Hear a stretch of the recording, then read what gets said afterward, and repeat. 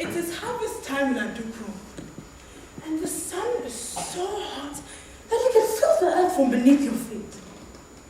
But everything is beautiful, because I am marrying Adama. Adama with this special walk and disarming smile. I carry the memory of his embrace, like I carry the secret within me. Yes, I am carrying his baby. And I know it is wrong before we are married, but I don't care. Because he is proud. This joy that I carry, and the future of our love, shines brighter than the noonday sun on the Sahara. As we walk to the farms, we laugh and joke. The girls tease me about Adama. Oh, don't turn around, though, they say. He's looking at you. And I just try to smile and pretend that it doesn't matter. But he is my everything, my new world. And I hope I bear him a man-child. I pray that all goes well with you.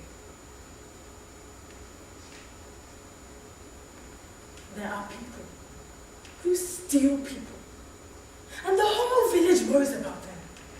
In the past, only the women folk and a few men would come for the harvest. Now all the men come too, to protect us from the thieves of people. When we get to the farm, there's a long string of bells delicately strung around the whole perimeter before we start to work. The men work too, but take turns keeping guard. In spite of all this, harvesting is a joyous time. I remember it as if it were yesterday. I'm standing there, just like this. The nurses of the farm surround me, and they can hear the girls teasing me because Adama and his mates are following on our farm. It was like you, Missy. My Bisra Waketachi. Dignity, wrapped up in love. Physically very powerful and very pleasing to look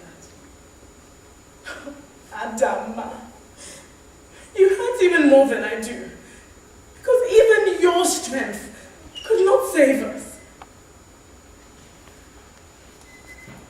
Now it is getting late, and all the men get down to work with us.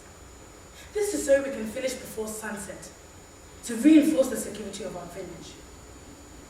At night, the people thieves, the slave raiders abound. Then they came shouting, screaming and charging down, guns drawn, spears pointed and machetes raised high. Before our men could turn to fight, they fell upon us. They took us. They stole us. And I wondered, how did they get past those rip-off bells?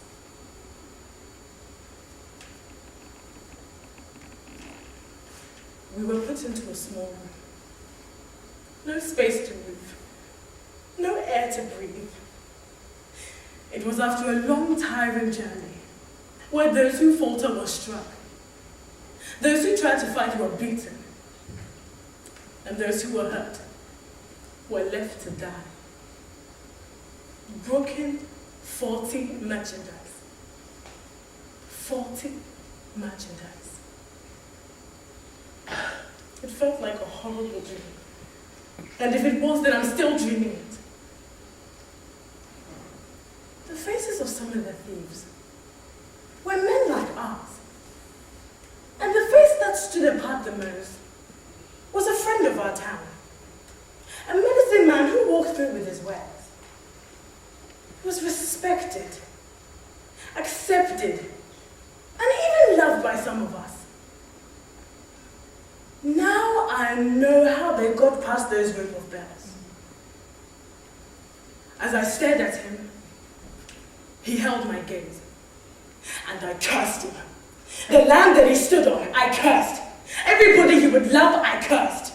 Every child he would bear, I cursed. Everything he would touch, I cursed. Even the air that he breathed, I cursed. I cursed him into forever. There will never be happiness among your family and among your descendants until there is joy in mine. You do not know what you say, child. That which walks with me will walk with you. Then my words are planted in this earth. Oh, pity, you dirty vulture. I spat at him. He then tried to stare me down. Then, as if he had found his soul, he turned his face away.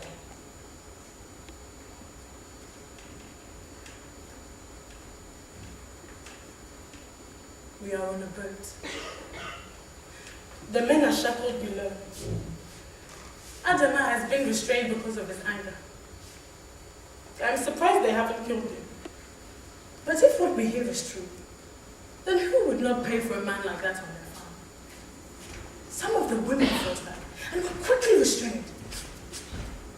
I chose not to, because of what I carried within. So we were left on the deck.